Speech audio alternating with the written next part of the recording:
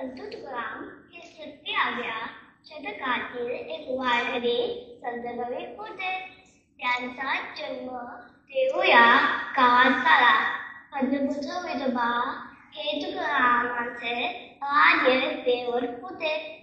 वारकरी लोक वचन व कीर्तनाच्या शेवटी पुंडलिक देव माय विठ्ठल श्री ज्ञानदेव तुकाराम पंढरीनाथ महाराज की जय, जगद्गुरु तुकाराम महाराज की जय असाच जयघोष करतात. संत तुकाराम लोककवी होते. सरळ कळतील असा शब्दामध्ये अभंग असून तुकाराम महाराजांनी समाज सुधारण्याचा प्रयत्न केला. वारकरी संप्रदायाची अखंड परंपरा त्याने निर्माण केली. त्या काळी धर्माच्या नावाखाली चाललेल्या सगळ्या समारंभावर कडक टीका करून तुकाराम महाराजांना समाज सुधारण्याचा प्रयत्न केला. इंद्रायणी नदीच्या काठावर मोठा जनसमुदाय कातडी अभंग म्हणू लागला.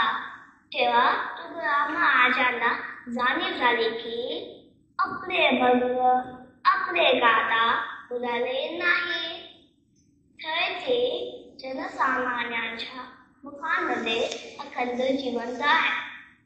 चला तर मग बघूया तुकारामांच्या आयुष्याची ही देवेवारी.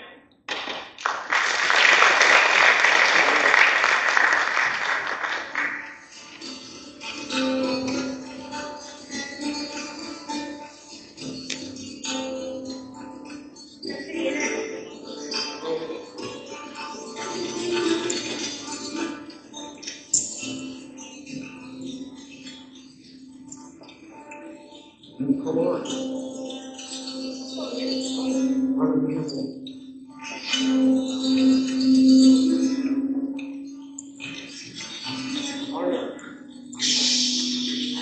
You're behind the tree.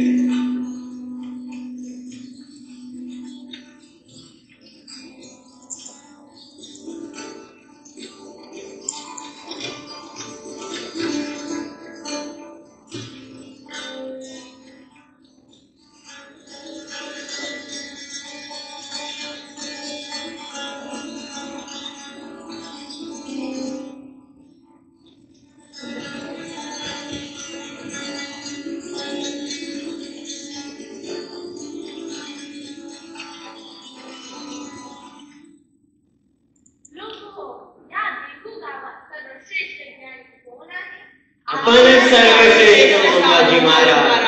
या गावात ज्ञानेश्वरी कोणाला येते? एकट्या संभाजी महाराजांना. या देहू गावात सनातन मोठ्या पुराण कोण म्हणू शकतं? आपणच संभाजी महाराज. आता कोणी त्या भोंदू साधनाला घेईल का मला पुढे? नाही महाराज. अवकाशी ए क्या हे घेतात आणि धरतात.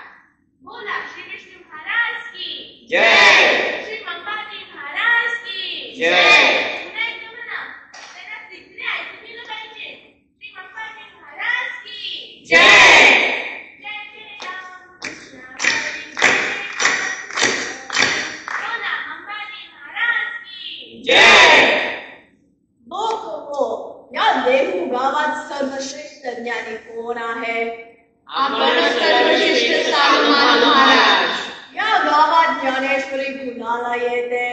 एकट्या सालुमाल महाराजांना. या देहू गावात सनातन मोठे पुराण कोण म्हणू शकतो? आपणच सालुमाल महाराज.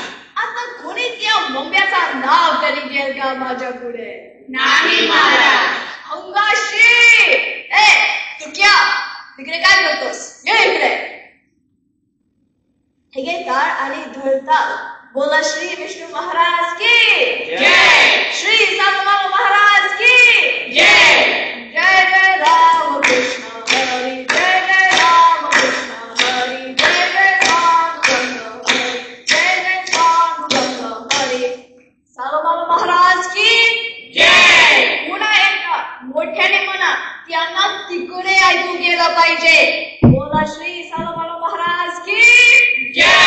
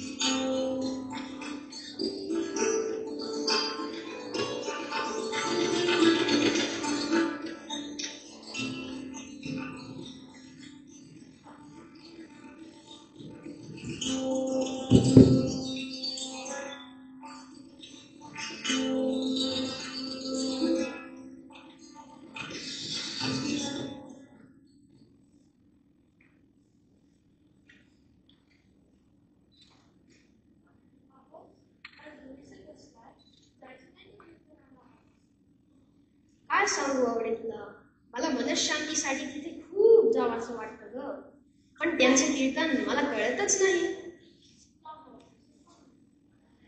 म्हणजे मला कीर्तन कळत नाही असं नाही, पण ते मंबाजी महाराज आणि ते सालोमालो महाराज जे काही बोलतात त्याला कीर्तन कशाला म्हणायचं हेच मला कळत नाही.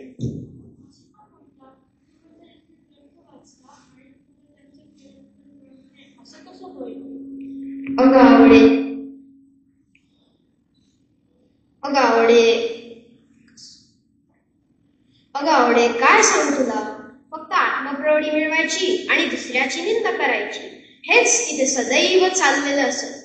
देवाचा नामस्मरणाचा गंध नाही, भक्तीचा स्पर्श नाही, नुसता आपला स्वतःचा जय जयकार करून घेतात तिथे. मी काही जाणार नाही तिथे आजपासून. मी माझा जात जाईन खंडळाच्या डोंगरावर, तिथे बसेल एकटा. अभ्यास करेन, चिंतन करेन, मनात शांती मिळवायचा प्रयत्न करेन. पण आता हे मंबाजी बुवा आणि सालोमालो बुवा पास झाले.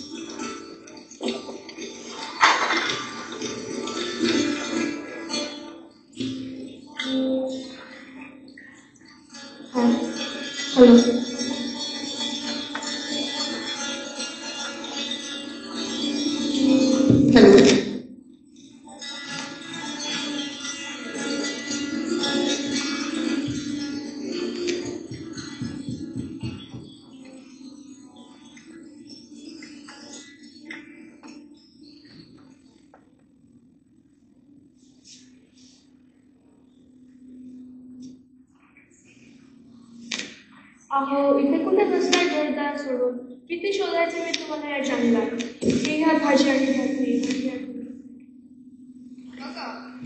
बघा आवडे, कशाला इतका त्रास घेतेस, कशाला काटे कुठे तुळत येतेस माझ्यासाठी रोज भाजी भाकरी घेऊन.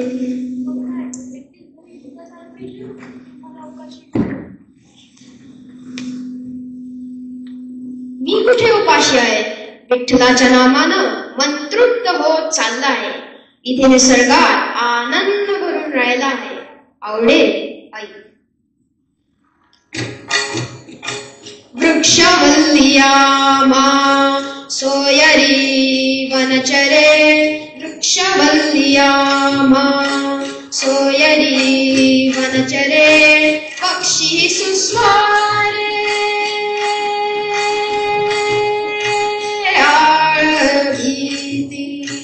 येणे सुखे तुमचे एकांताचा वास, येणे सुखे तुमचे एकांताचा वास. नाही गुण दोष अंगा येत, आकाश मंडप पृथ्वी आसन रमे तेथे मान क्रीडा करी तुका म्हणे होय मनासी संवाद आपलाच वाद आपणासी आपलाच वाद आपणासी.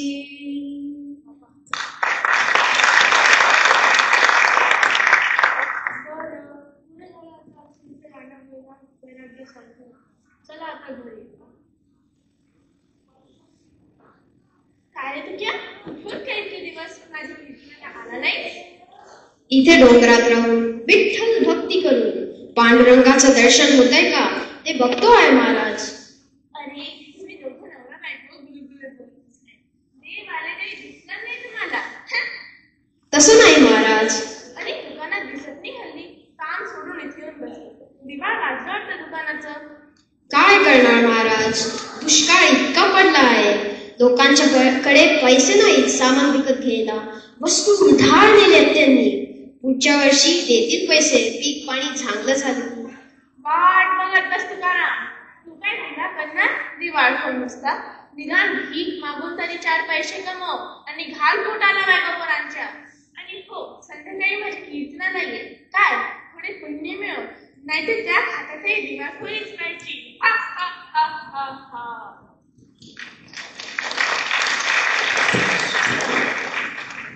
अहो, त्या मेल्याचं काय ऐकताय?